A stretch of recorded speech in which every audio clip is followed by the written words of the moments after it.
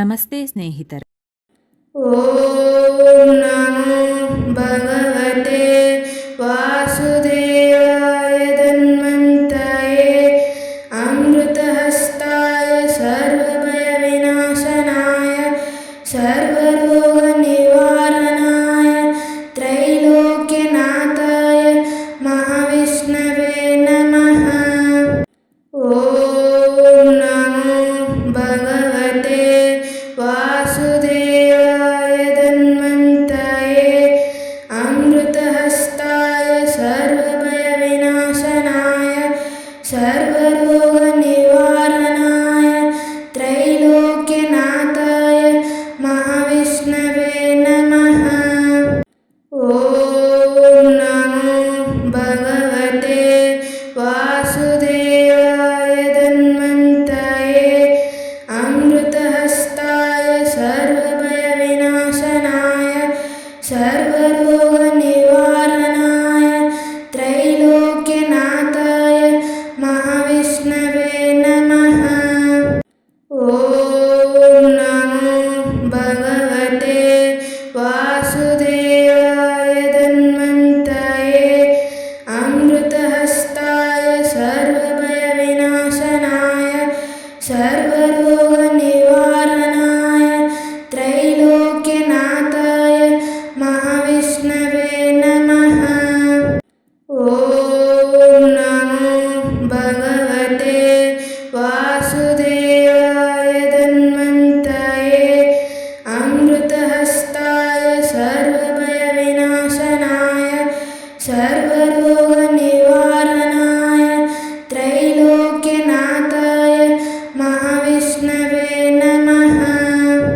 ಓಂ ನಮೋ ಭಗವತೆ ವಾಸುದೇವಾಯ ಧನ್ವಂತಯೇ ಅಮೃತಹಸ್ತಾಯ ಸರ್ವಭಯ ವಿನಾಶನಾಯ ಸರ್ವರೋಗ ನಿವಾರಣಾಯ ತ್ರೈಲೋಕ್ಯನಾಥಾಯ ಮಹಾವಿಷ್ಣವೇ ನಮಃ.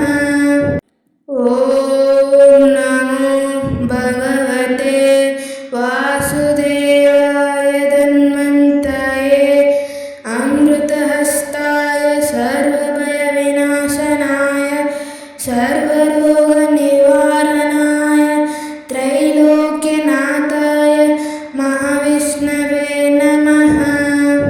ಓಂ ನಮೋ ಭಗವತೆ ವಾಸುದೇವಾಯ ಧನ್ವಂತಯೇ ಅಮೃತಹಸ್ತಾಯ ಸರ್ವಭಯ ವಿನಾಶನಾಯ ಸರ್ವರೋಗ ನಿವಾರಣಾಯ ತ್ರೈಲೋಕ್ಯನಾಥಾಯ ಮಹಾವಿಷ್ಣವೇ ನಮಃ.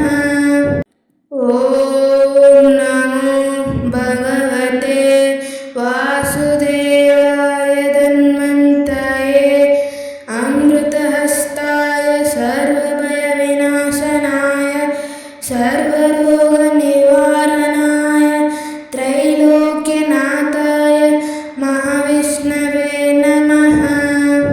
ಓಂ ನಮೋ ಭಗವತೆ ವಾಸುದೇವಾಯ ಧನ್ವಂತಯೇ ಅಮೃತಹಸ್ತಾಯ ಸರ್ವಭಯ ವಿನಾಶನಾಯ ಸರ್ವರೋಗ ನಿವಾರಣಾಯ ತ್ರೈಲೋಕ್ಯನಾಥಾಯ ಮಹಾವಿಷ್ಣವೇ ನಮಃ. ಓಂ ನಮೋ ಭಗವತೆ ವಾಸುದೇವಾಯ ಧನ್ವಂತಯೇ ಅಮೃತಹಸ್ತಾಯ ಸರ್ವಭಯ ವಿನಾಶನಾಯ ಸರ್ವರೋಗ ನಿವಾರಣಾಯ ತ್ರೈಲೋಕ್ಯನಾಥಾಯ ಮಹಾವಿಷ್ಣವೇ ನಮಃ. ಓಂ ನಮೋ ಭಗವತೆ ವಾಸುದೇವಾಯ ಧನ್ವಂತಯೇ ಅಮೃತಹಸ್ತಾಯ ಸರ್ವಭಯ ವಿನಾಶನಾಯ ಸರ್ವರೋಗ ನಿವಾರಣಾಯ ತ್ರೈಲೋಕ್ಯನಾಥಾಯ ಮಹಾವಿಷ್ಣವೇ ನಮಃ. ಓಂ ನಮೋ ಭಗವತೆ ವಾಸುದೇವಾಯ ಧನ್ವಂತಯೇ ಅಮೃತಹಸ್ತಾಯ ಸರ್ವಭಯ ವಿನಾಶನಾಯ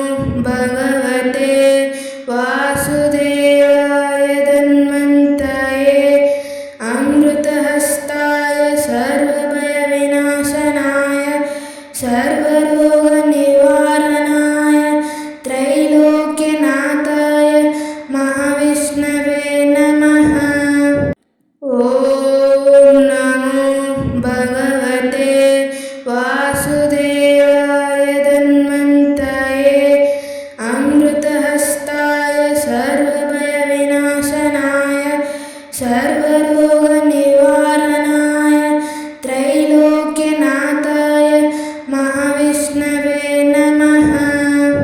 ॐ नमो भगवते वासुदेवाय धन्वन्तये अमृतहस्ताय सर्वभयविनाशनाय सर्वरोगनिवारणाय त्रैलोक्यनाथाय महाविष्णवे नमः।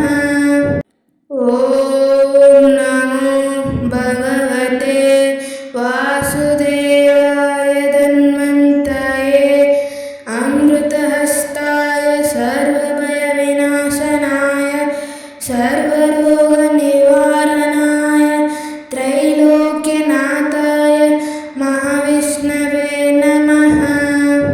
ॐ नमो भगवते वासुदेवाय धन्वन्तये अमृतहस्ताय सर्वभयविनाशनाय सर्वरोगनिवारणाय त्रैलोक्यनाथाय महाविष्णवे नमः। ॐ नमो भगवते वासुदेवाय धन्वन्तये अमृतहस्ताय सर्वभयविनाशनाय सर्वरोगनिवारणाय त्रैलोक्यनाथाय महाविष्णवे नमः। ॐ नमो भगवते वासुदेवाय धन्वन्तये अमृतहस्ताय सर्वभयविनाशनाय सर्वरोगनिवारणाय त्रैलोक्यनाथाय महाविष्णवे नमः। ಸ್ನೇಹಿತರೆ, ಈ ವಿಡಿಯೋ ಇಷ್ಟವಾದಲ್ಲಿ ಲೈಕ್, ಶೇರ್ ಆ್ಯಂಡ್ ಕಾಮೆಂಟ್ ಮಾಡಿ. ಮುಂದಿನ ವಿಡಿಯೋಸ್ಗಳಿಗಾಗಿ ಚಾನಲನ್ನು ಸಬ್ಸ್ಕ್ರೈಬ್ ಮಾಡಿ. ಧನ್ಯವಾದಗಳು.